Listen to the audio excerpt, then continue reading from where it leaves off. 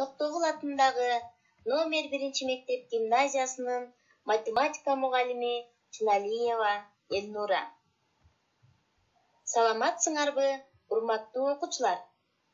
Бүгүн мен силерге 6-класстардын математика китебинен 204-205 беттеги айлананын узундугу тегеректин аянты деген темада түшүнүп берем. Бүгүнкү сабакта балдар биз айлананын узундугу тегеректин аянтын эсептөөнүн жолдорун үйрөнөбүз.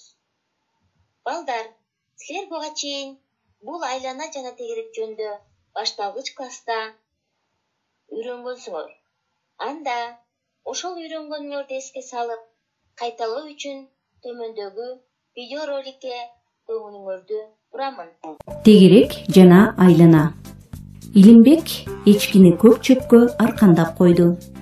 Эчки күн бою аркан жеткен жерлерин оттоп бүттү. Ал жер тегерек формага ээ болуп калды. Ал эми эчки тегеренген жол тегеректин чийиги айлана деп аталат. Аркан байланган казык тегеректин борбору болуп эсептелинет. Ошол эле чекит айлананын да борбору. Эчки байланган аркан айлананын радиусуна туура келет. Айлананын радиусу тегеректин да радиусу. Тегерек жалпак фигура. Баракка айлана сызып, аны бойлото тыкаан кесип алсаңар, колуңарда тегерек пайда болот. Тегерек менен айлана ийгиздин эле өзү.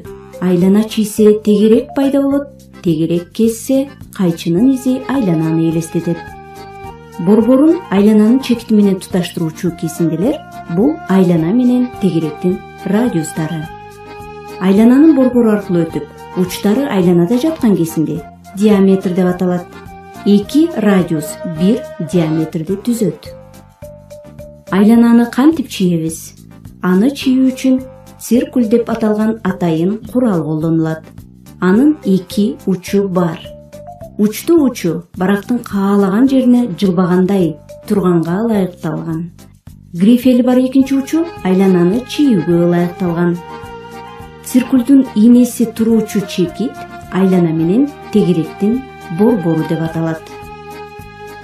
Мисалы, радиусу 3 см болгон айлананы чийип көрөлүчү. Ал үчүн циркулдун ийнесин сызгычтын нөл чекитинин тушуна коюп, экинчи учу менен 3 см узундукту ченеп алабыз да, ийнесин жылдырбастан айлананы чийебиз.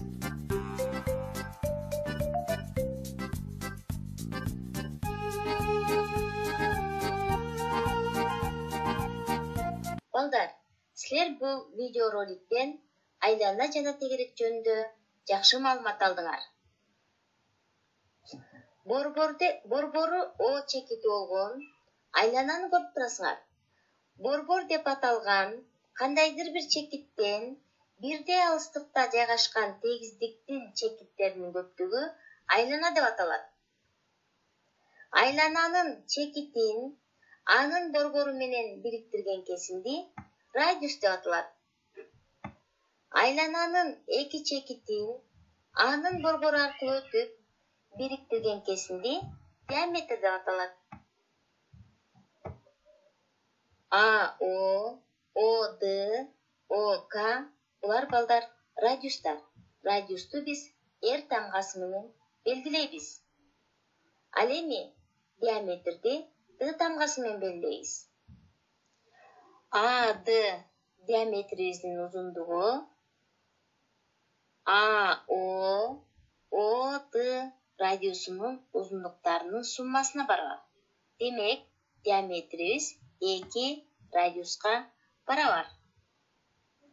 Айлананын узундугун табуу үчүн, эгерде радиусу белгилүү болсо, С барабар 2πr деген формула менен эсептейбиз. Эгерде диаметри белгилүү болсо, С барабар D көбөйтүлгөн π. Π деген айлананын узундугун анын диаметрине болгон катышына барабар. Π деген сан болжолдуу түрдө 3 бүтүн деп чексиз сандар менен жазылып кете берет. Бирок биз аны П'нин болжолдуу түрдө мааниси 3,14кө же 7-ден 22-ге барабар деп алабыз. Айлананын узундугунун формуласын пайдаланып, биринчи маселени иштейбиз. Диаметри 4 см болгон айлананын узундугун тапкыла. Бул жерде диаметр 4 см барабар экен. Ал эми биз узундугун табышыбыз керек.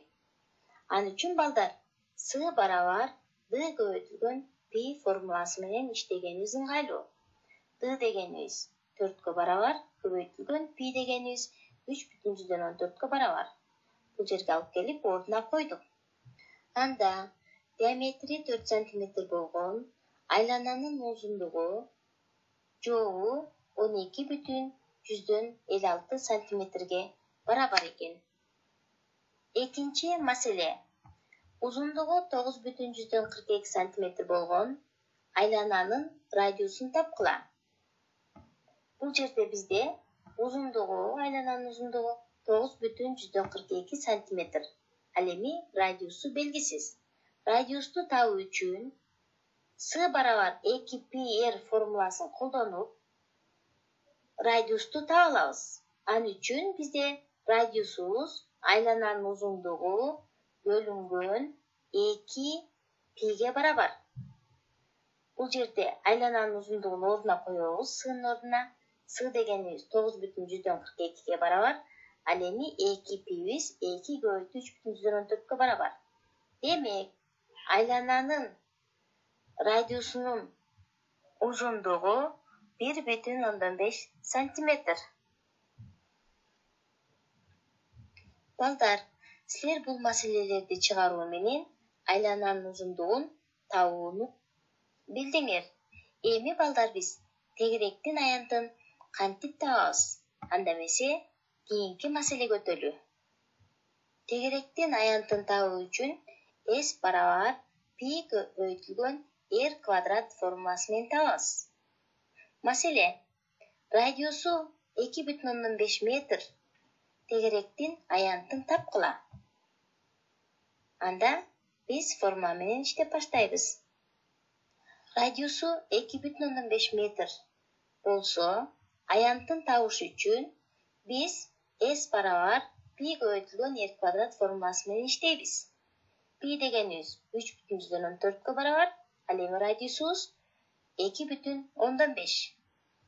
Бул жерде биринчи 2,15-ти квадратка көтөрүп 3,14-кө көбөйтөбүз. Демек, радиусу 2,15 метр болгон тегеректин аянты 19,625 метр квадратка барабар. Биз бул мисалды чыгаруу менен тегеректин аянтын кантип эсептөөнү үйрөндүк. Силер бүгүн айлананын узундугу, тегеректин аянты жөнүндө маалымат алдыңар. Ошол алган билимиңерди пайдаланып, үйдөн китебиңерде 6-класстын математика китебинен ушул жерде турган номерлерди аткарып, мага жөнөтөсүңөр. Балдар, баарыңарга ийгилик каалайм. Көңүл бурганыңарга чоң рахмат. Саламатта калгыла.